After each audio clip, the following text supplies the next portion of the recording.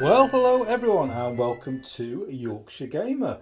And today I'm going to go back in time a little bit and go back to my main love, that is the Italian Wars. Now, 3 years ago, I did a series of 4 videos in relation to a set of rules called Furioso. And here they are, close to the camera, but a PDF version. I'll talk more about that later on.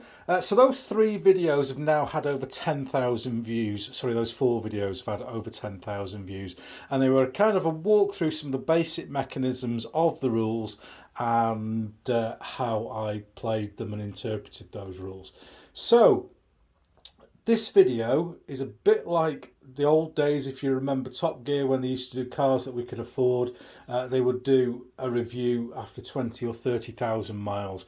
It's kind of something that they do regularly in the motoring magazines, and this is what this is. This is me with Furioso after living with it for nearly 4 years and playing some absolutely massive games. 2,000 plus figures on them.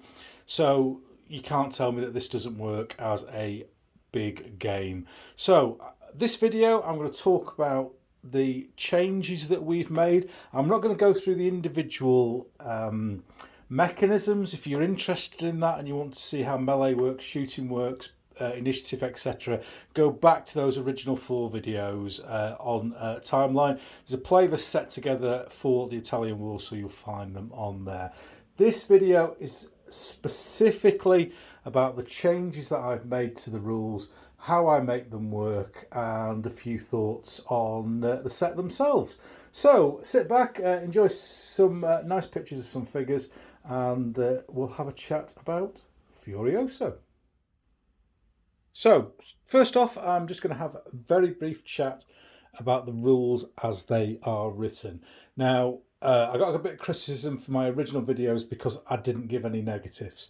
Well, now I've lived with them for 3 years, I think I'm in a position to give an honest review on these. And, you know, I'm quite happy to review any products for anyone. But if you do send them to me, I'm going to be brutally honest about them. And I did that with another set of rules and it got me into a bit of trouble. But what can I say? I'm not here to give you a shining review. I'm here to give you the truth. And a lot of people have contacted me in relation to these rules. Written by Steve Daines, published by Alternative Armies. Alternative Armies have used my videos, which is fine. They asked permission. That's great. They're on their website for people to check out of how to play this. So just to make it perfectly clear, I have never had any contact with Steve Daines. I don't get any money from these, although I've published, not published, I've promoted them quite a lot. I have no financial interest in this. I've answered a lot of questions from people over the years about how I play them. The author was a little bit missing for a while, but I think I've seen him back on some websites here and there answering questions, which is great. They're his set of rules at the end of the day, and everything in this video is my interpretation of those rules. And I'm sure if you play with a lot of guys regularly, you'll know that people change rules in a club or a group of friends to make them fit how they are. So this is my version of Furioso. So the rules as written. This is a PDF printout. I bought the PDF version. There's also a specific Italian Wars book.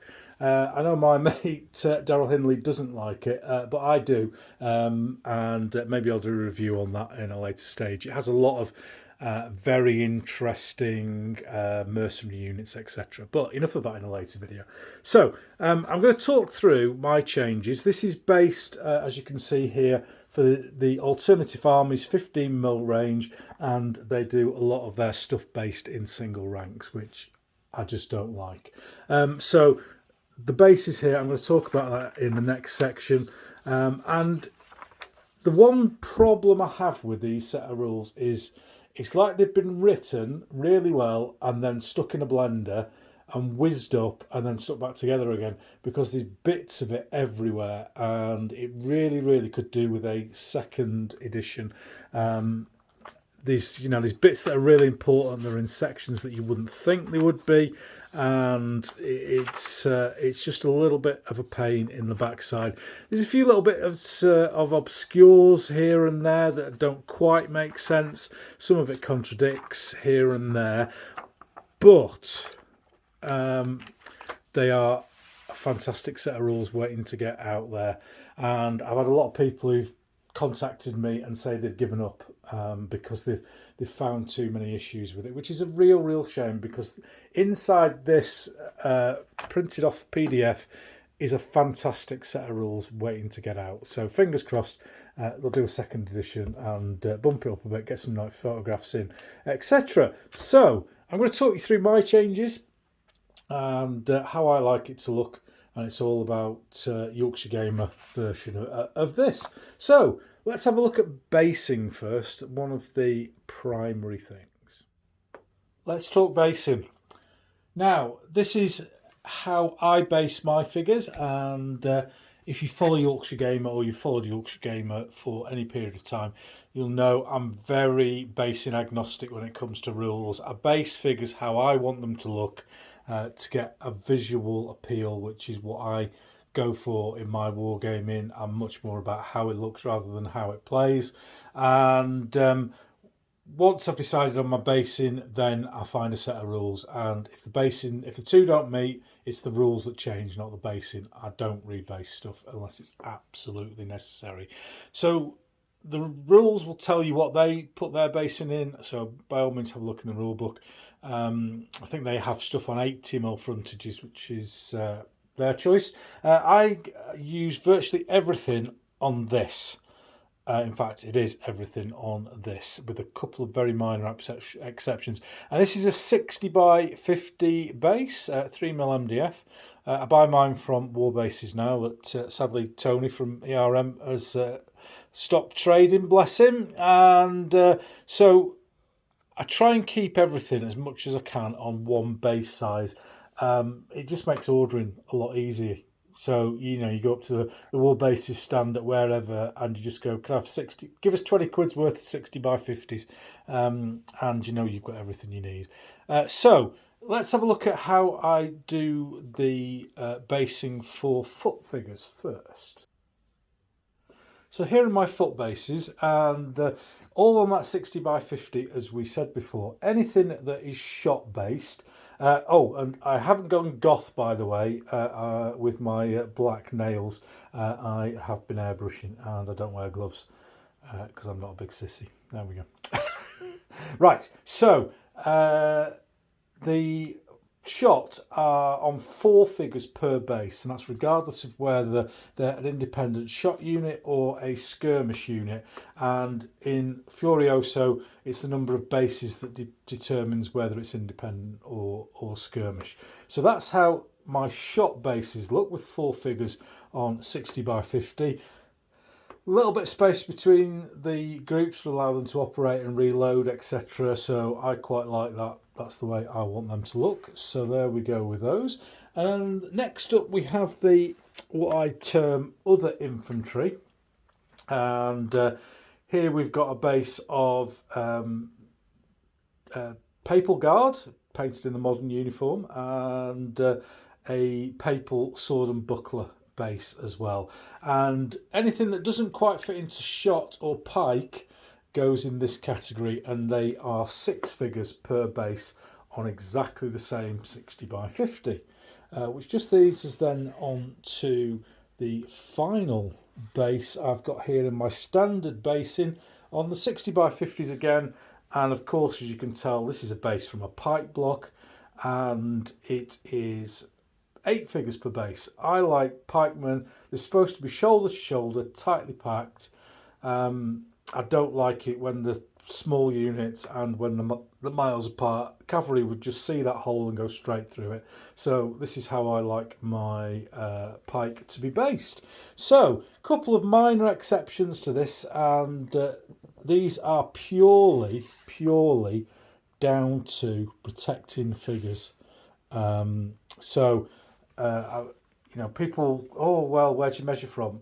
If you're asking that question, we're not going to be gaming together, so don't worry about it. Um, it's all about protecting figures that I've spent ages painting and making sure that they don't get damaged if I can at all possible. So these are a Italian spearmen, which are becoming remarkably popular through bill hooks for some strange reason, because these are, townsfolk drawn out to as militia, and they were absolutely useless in this period. But there we go. That's these figures. These are based, if you remember, on a unit of reenactors, Familions, and they very kindly allowed me to use their shield designs, etc., which was very kind of them. So these are normally found at the back of my games, hiding behind something, because they're not particularly good by the time of the early 16th century.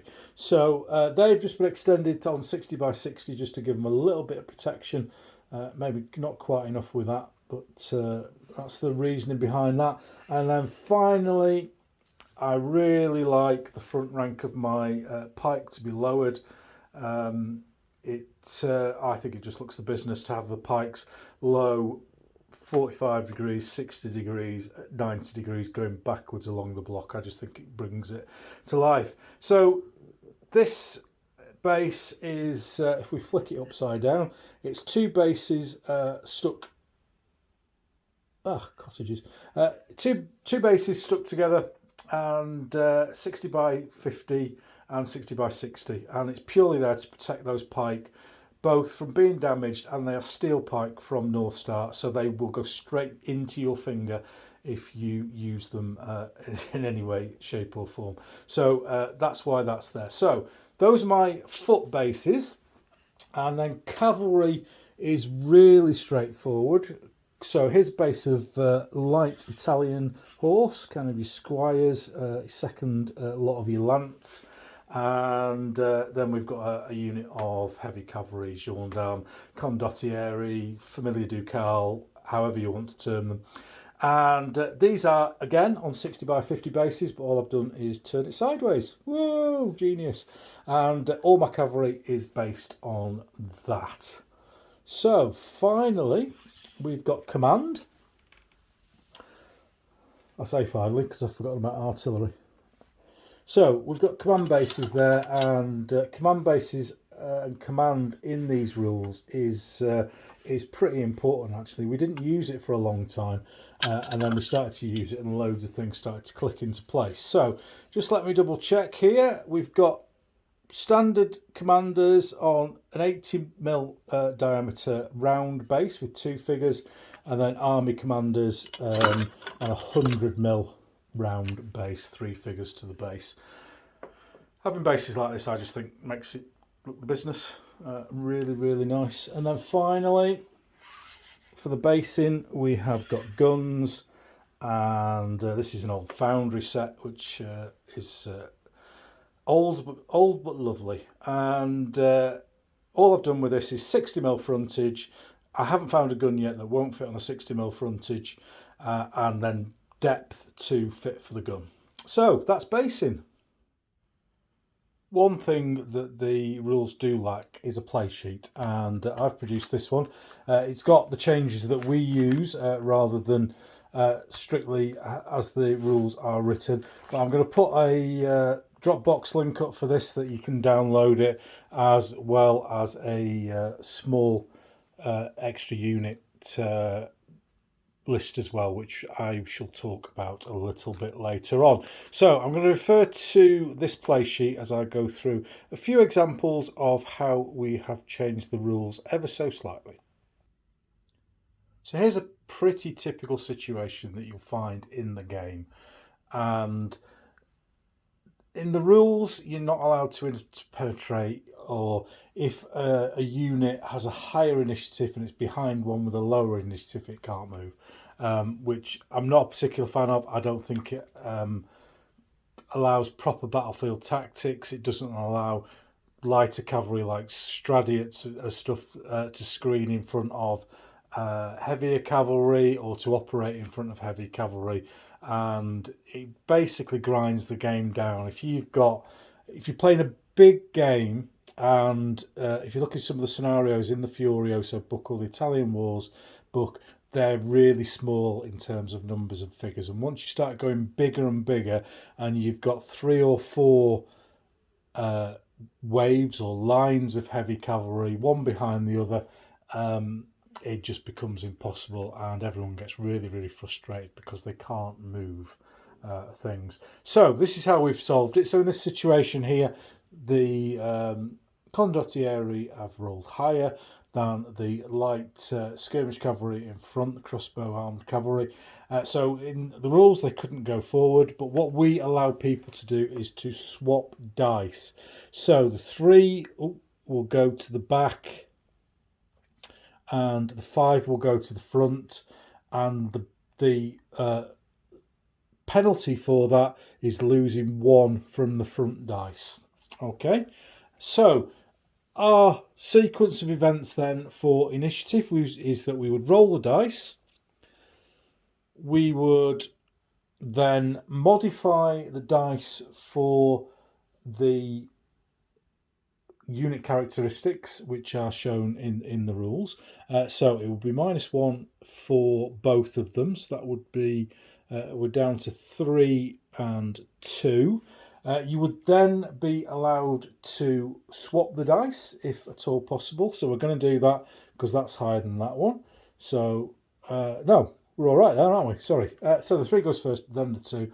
And then after that, you can modify the dice based on your generals. So let's bring a general in and have a quick look at how that will work. So in the rules themselves, there are loads of little counters in the back that you can print out and put on card, as I've done here, and not laminated them, just put some sticky back plastic on them. And there are also some in the Italian box. The Italian Wars additional supplement. So if we bring one up to the camera and have a look, they have a name, so Captain Aldano. They have a characteristic, cautious, bold or rash, and then they have 3 factors: combat, leadership and tactics. So if I bring up my play sheet, and we'll have a look here. We've slightly changed it from the rules. So in combat, you have to be attached to the unit fighting the combat, and cautious generals reduce the attacker's dice by the factor. So old Captain Aldiano here, with a combat factor of 1, will reduce the number of dice for the attacker by 1, and that's overall, not per base. Bold generals increase the dice in combat melee and rash in the melee. Morale, close combat morale, whereas rash generals add it in the actual attack. Then we've got tactics. So when attached, half effect range is 8 inches. Cautious generals like Aldano here, he has a leadership factor of 2, so he can add his initiative score to anything to a maximum of 3. So if we go back to our situation here, having done all our forward and backwards, etc., he can increase the 2 to a 3, but he can't increase that 3 because he's a cautious general. And if we go back and look there, a bold general can add anything up to a maximum of 6, and a rash general will add to 1 to all units on a 6 first and then others. So he's forced to send his stuff impetuous because he's a rash general. And then finally, leadership is a free dice that can be added 1 at any time to any dice roll for a unit within 8 inches that hasn't already been covered in the other characteristics. So you can't add it to combat, you can't add it to initiative, so you'd be adding it to things like morale, etc. And you can just add 1 point per turn. 1 point per event. So this lad's got 2 tactics, so he could add 1 to a dice on melee reaction. He could add 1 to dice on a morale roll, that sort of things. They're just basically free dice that don't affect combat or leadership. So there we go. Hope that explains initiative and how we work it. I think it works extremely well. Next thing I want to have a quick chat about is shooting, and a couple of extra things that we've added in just from our personal preference, and a little bit of a chat here about Italian Wars research, etc. You can get all sorts of arguments for all sorts of things, and at the end of the day, you're going to have to sit down on one side of the fence. I'm going to talk about that in a couple of places in this little section here, because you can argue on the internet with Dave and his best mate about firing an arquebus from a horse, and you'll have people who say, "Oh, you can never do it. The horses would run away." Not quite sure how we managed to fire from horseback in other periods, but there we go. There's all sorts of stuff about the firing a mounted crossbow. So these are my opinions, and I really don't care what yours are because are probably going to be different. But I've made a decision, and I'm going to stick with it. And this is what I like to see.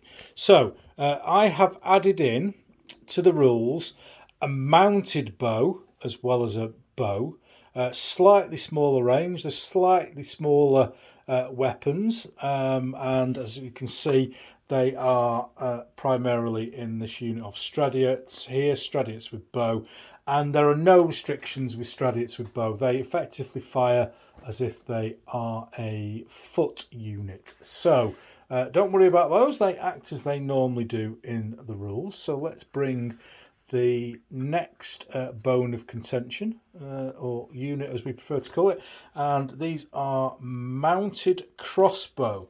So this is my opinion on mounted crossbow. If you don't like it, tough. So I have given them different range to crossbow. That is because people have been hunting from horseback with crossbows for hundreds of years before this period. It was the sport of kings, and if you go around a lot of the museums in Italy, as I have, you will find that there are different crossbows. There's the windlass one. There is a latch crossbow that is considerably smaller and specifically designed for horseback use, and I'm saying that's what these guys are using. So they can fire from horseback. There's loads of contemporary pictures of people using crossbow from horseback. So I'm sticking with it. So what we do is we say that crossbow mounted have a shorter range, and they are something they need to reload during the course of the game. So if you are in a position where you fire your mounted crossbow, in our rules, if you do not spend half of the turn after you've fired stationary, you gain a little one of these white tokens that just basically means that you're unloaded. Some people don't like this sort of tokens, they like other things, but this is just a marker for us to make it easier because we're old and thankfully we're not colourblind, so we can see this sort of stuff. So once that unit has spent half a turn stationary, next turn it can fire again. So there is an unloaded unit is the way that we look at that. So mounted crossbow, shorter range than normal crossbow, takes half a move to reload. And finally, the one that will cause arguments everywhere. I can hear people crying already. Again, I'm quite happy that people could fire an arquebus from the back of a horse. It's only 10 years, well, in the middle of the Italian Wars, writers are trotting up, firing a couple of pistols and going backwards. So I am quite happy that these guys can do it. The Bandinera, the proper Bandinera, Giovanni Medici one, not that French bunch of rabble. They were famous for using arquebus, and I'm sure that they use them from horseback. So there we go. So sticking with this, so exactly the same as the mounted crossbow, same range as a foot arquebus, because there's not a difference in loading mechanisms, but these take a full turn to load. So if you stand and fire, or you stand on your horse and fire, you're reloaded for the next turn. But if you move and fire, you're not reloaded for the next turn. So very, very basic again. If they are unloaded, they have one of these tokens on, and it takes a full turn for them to reload. So that's shooting for you. Very, very slightly different. Just introduce those new categories of weapons and the loaded and unloaded phases for mounted crossbow and arquebus. So, melee. Close combat, this is what it's all about. Big units of pike slamming into each other. Big units, well, little units of horse slamming into each other as well. But we've made a subtle but quite large change to the close combat system. We've found that the dice rolls and everything that I explained in the earlier version of videos, and again, I'm not going to go through the mechanism of melee here. It's in that other video. This is about changes that we've made to the main rules. So what we've done here with the close combat morale is that we found that melees would never come to a conclusion. This is a period where you've got big blocks of men fighting, so we really shouldn't be coming to a conclusion after one turn. It should be the push of pike, a bit of a seesaw, to come to an end result. And I'd be extremely disappointed if my 96 figure pike block disappeared off the table in one round of melee after I've spent 3 months painting it. So what we do is in the close combat morale, we have the pushbacks are cumulative. So at the end of a round of melee, you'll have fought, you'll have caused casualties, and then you roll a post-combat morale, which is based on your troop types and the casualties. So sometimes a really good unit like the Swiss will win a melee morale-wise, even though they've taken more casualties. So that will lead to a number of pushbacks, 1, 2, or 3, 4 or more, and unit breaks. So what we would do, let's say these two units have fought here, and following the combat morale, this unit here, the Basel Stat unit, has got 1 extra point in the close combat morale. So that means it will push back that unit by 1 base width, and remember our base widths are 50, not 110, and we will mark that unit as being pushed back. And that has effects in the following round of melee. So you, in close combat, you lose a combat factor if you have been pushed back. So this pike block on the right will lose combat factor. And we fight a second round of melee. And let's say the Basel Stat win again, this time win by 3. So this pushback dice will then go to 3. We tend to use chits rather than dice because the dice are used for initiative. And there's nothing more annoying than picking up an initiative dice and then rolling it and forgetting what you had for initiative. So, and then once this reaches 4, then it this unit will break. So in that situation where we had earlier on, where the Basel Stat had won by 1, if in the next round the Lucerne pike block wins, and let's say it wins by 2, then that pushback will go to 1 on that side. Pretty simple maths, cumulative, seesaw, backwards and forth. And then you can, if you like, we've toyed with this, we've not made a full decision yet, of having a maximum number of turns where melee can go on before units become exhausted and back off from each other. Something we're working on, we're looking at maybe 4 turns before people disappear. So there we go, that's the major change when it comes to close combat morale. Final little short bit then on markers.